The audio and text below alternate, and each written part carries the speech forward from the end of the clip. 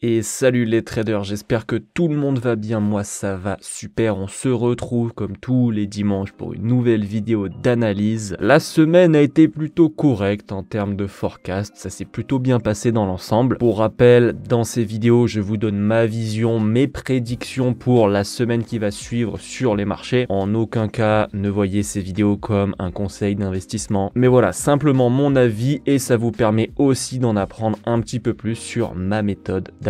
Merci infiniment à tous ceux qui prennent un tout petit peu de leur temps pour la chaîne, ne serait-ce qu'un petit like sous les vidéos parce que ça aide la chaîne à se développer, donc ne changez pas, vous êtes top. Et si vous n'êtes toujours pas encore abonné à la chaîne, n'oubliez pas de le faire pour ne pas rater les prochaines vidéos. Allez, trêve de blabla, on passe à la vidéo immédiatement. J'ai connu la richesse, mais j'ai connu aussi la pauvreté. Et j'ai choisi la richesse à chaque putain de fois.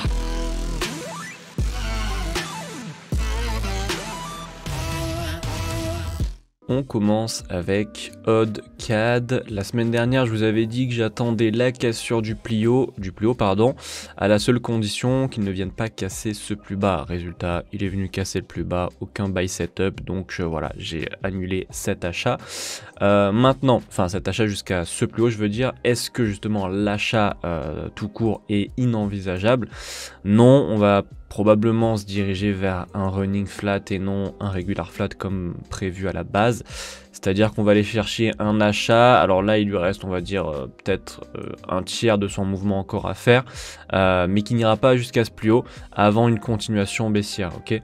Donc si je devais vous donner un plan, ce serait en petit time frame. Si vous avez pourquoi pas un petit buy setup pour tenter un dernier mouvement haussier, pourquoi pas. Maintenant, si vous n'en avez pas, étant donné qu'il est déjà un petit peu monté, alors ça peut être un running dégueu, hein, c'est-à-dire qu'on en a déjà vu des runnings comme ça, mais en général, on préfère quand la deuxième impulsion est à peu près égale à la première. Vous voyez qu'il reste, comme je vous ai dit, à peu près un tiers peut-être du mouvement.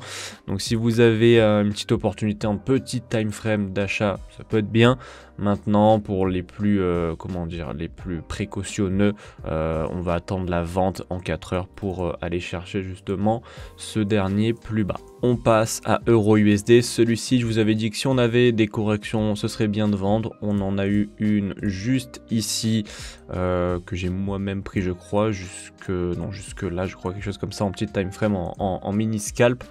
Donc ça fait plaisir. À partir de maintenant sur Euro-USD, va falloir corriger quand même un petit peu plus gros, d'accord? C'est-à-dire que là, on a eu pas mal de corrections de la même taille, comme vous le voyez ici.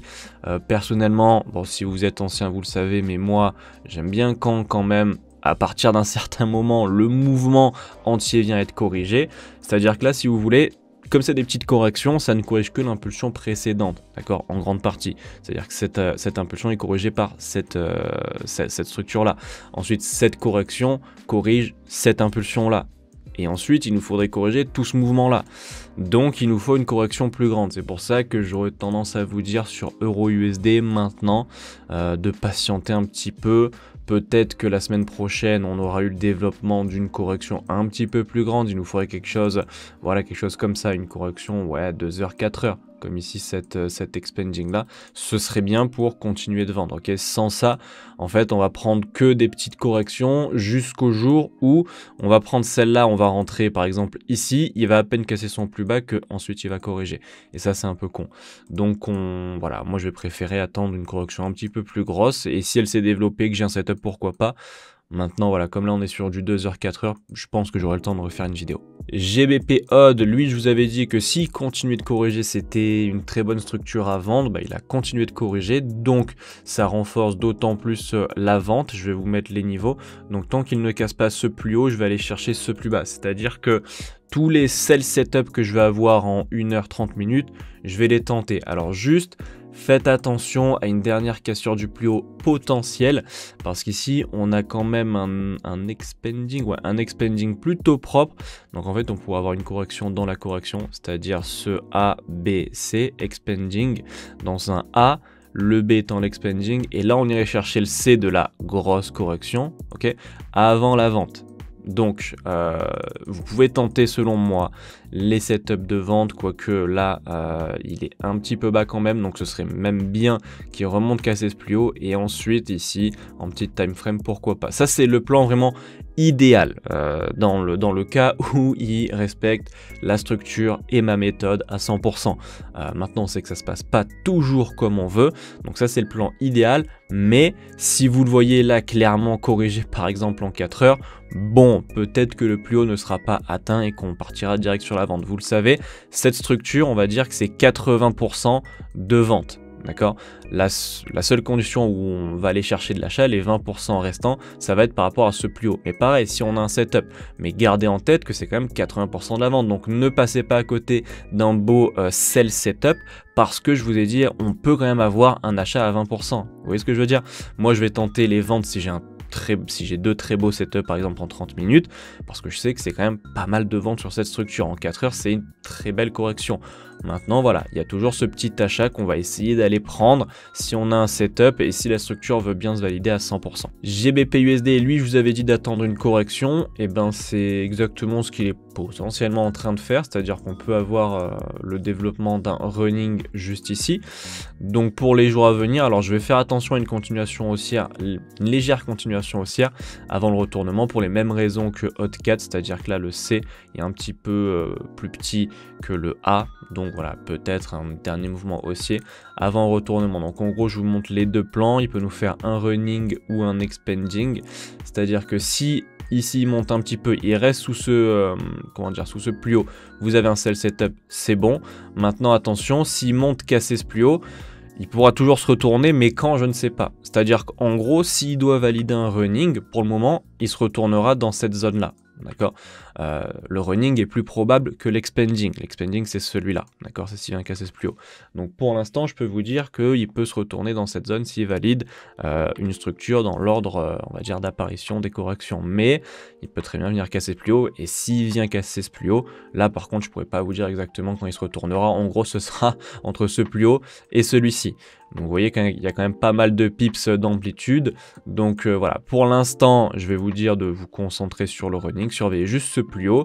Il ne doit pas venir casser ce plus haut et ensuite venir casser ce plus bas tout simplement. Allez, on passe à USD-JPY. Lui, c'est dommage, il avait vraiment une structure nickel, on l'avait bien cherché celle-là, parce qu'il corrigeait vraiment pas mal. Je vous avais dit, une fois qu'il était monté jusqu'en haut, qu'il y avait quand même des chances qu'il se retourne et qu'on attende du coup la cassure de la trend avec la correction. On avait tout ça.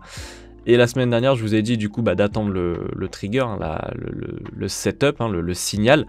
Donc cassure de trend, plus correction en dessous, et malheureusement l'USD a monté, et il a même cassé ce plus haut. Bon, c'est pas très grave, c'est pas dramatique, dans tous les cas on n'a pas eu de setup de vente, il y a même eu carrément un setup d'achat juste ici, donc pas trop de raison d'entrer dans la vente sur USD-JPY, mais c'est dommage parce que ça aurait fait quand même pas mal de pips, avec un beau RR, mais voilà. Donc pour l'instant, USD-JPY, je vais le laisser en stand-by parce qu'il y a quand même pas mal de momentum. En fait, moi je vais vous expliquer. Je veux toujours de la vente, mais pour un running, encore une fois, il y a pas mal de running en ce moment. C'est-à-dire que je veux ça, mais qui n'aille pas casser ce plus bas. Mais étant donné qu'il vient juste de péter son plus haut juste ici, que là il est potentiellement en train de corriger, je pense qu'il va quand même encore un petit peu monter, quelque chose comme ça. Et ensuite, dans quelques jours, une semaine et demie, peut-être qu'on aura la vente. Mais c'est pas tout de suite, c'est pour ça que je préfère vous le dire, mettez-le en stand-by, parce que même pour tenter les achats, c'est un petit peu risqué étant donné qu'on a la possibilité de ce running. Donc moi je le mets en stand-by personnellement, et quand je verrai une petite perte de momentum à l'achat, je vous dirai, je vous ferai signe pour se diriger vers de la vente. Allez, USD CAD, alors celui-ci, il se déroule plutôt bien. Je vous avais dit que je le mettais un petit peu de côté, sauf, c'est pour ça que j'avais mis ce petit panneau là, sauf s'il donnait une impulsion baissière et qu'il l'a corrigé.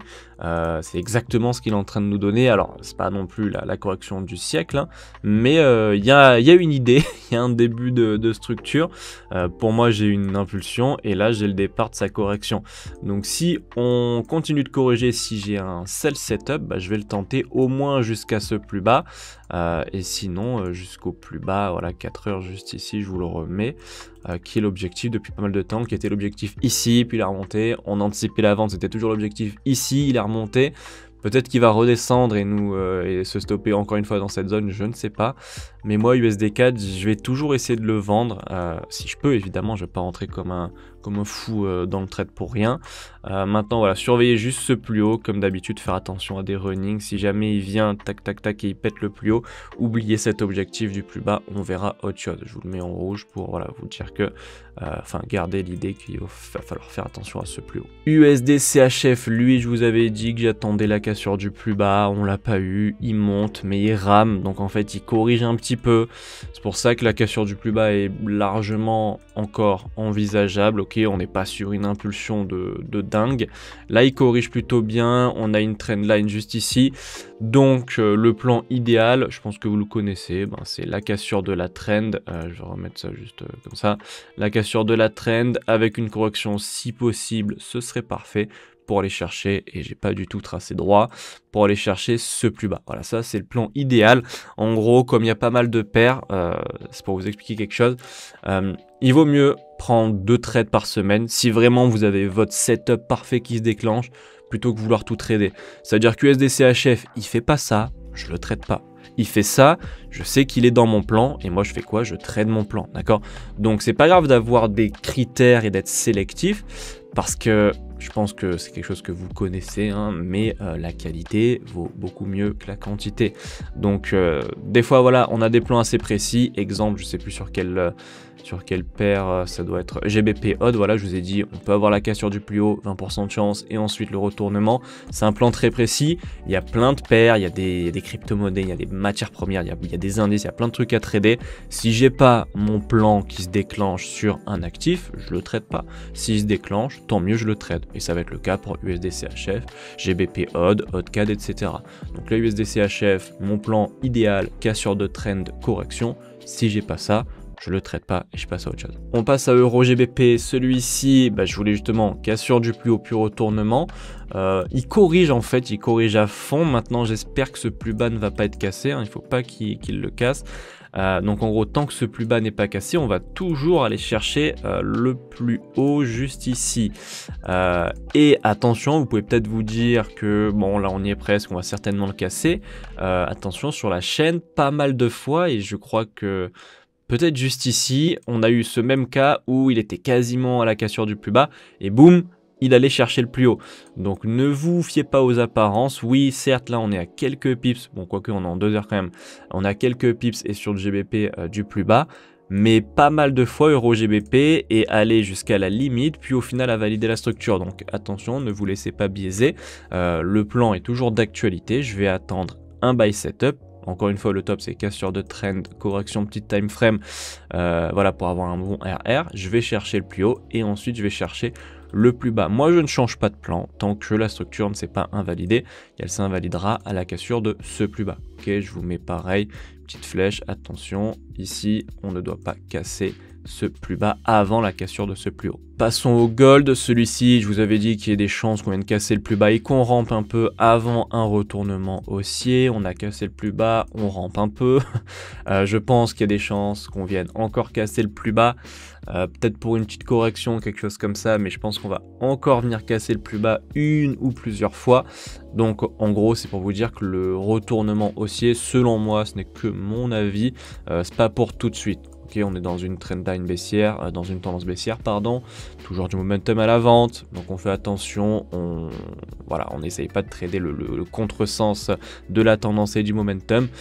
On suit le move, pour l'instant, je pense qu'il va faire encore un plus bas, et plus tard, toujours, on garde à l'esprit que ce plus haut, est un objectif. Maintenant, on passe aux crypto-monnaies. La semaine dernière, je vous avais dit que j'étais très confiant sur un achat après cette structure, mais que malheureusement, je ne pouvais pas vous dire jusqu'où, que ça pouvait être un achat jusqu'au dernier plus haut, comme un petit achat exactement comme il a fait juste ici, quoique un petit, si vous l'avez pris quand même, la cassure de la trendline, ça peut faire quand même quelques pièces. Bon, malheureusement, vous allez voir que les nouvelles sont pas non plus terribles, hein.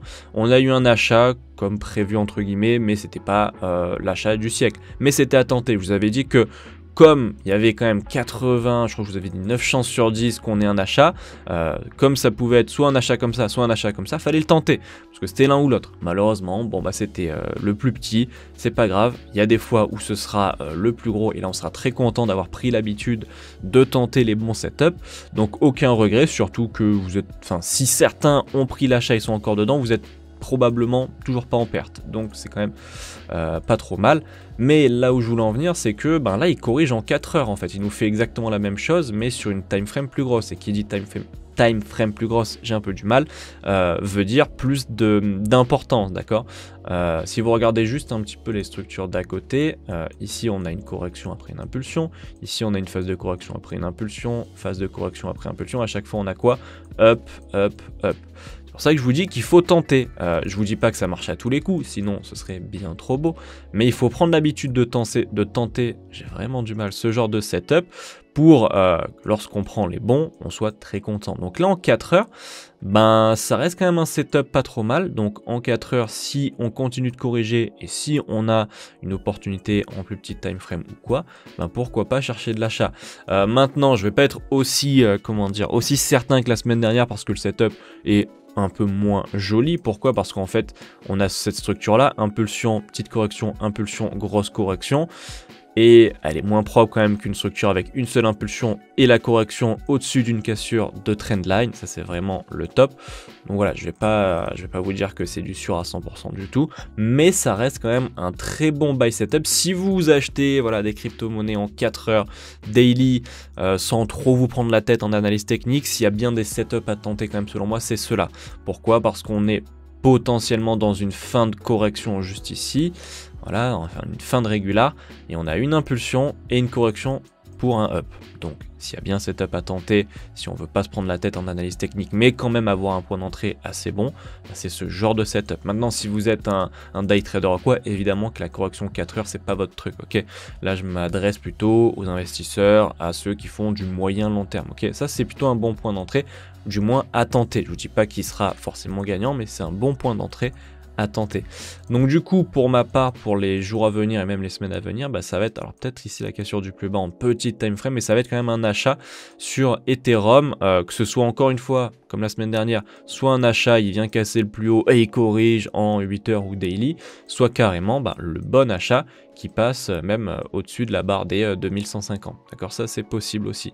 Donc étant donné que c'est possible, c'est à tenter. Je vous le répète, s'il y a bien un setup à tenter quand on veut acheter de la crypto-monnaie, c'est cela. On passe à Bitcoin. Je ne vais pas encore une fois vous refaire le pitch. La semaine dernière, c'était la même histoire. On avait une belle correction, 9 chances sur 10 d'avoir un up. Maintenant, jusqu'où, je ne le savais pas, mais c'était à tenter. On a eu un up et ensuite il corrige. Bon, c'est pas la fin du monde. Il est un petit peu comme Ethereum, même configuration.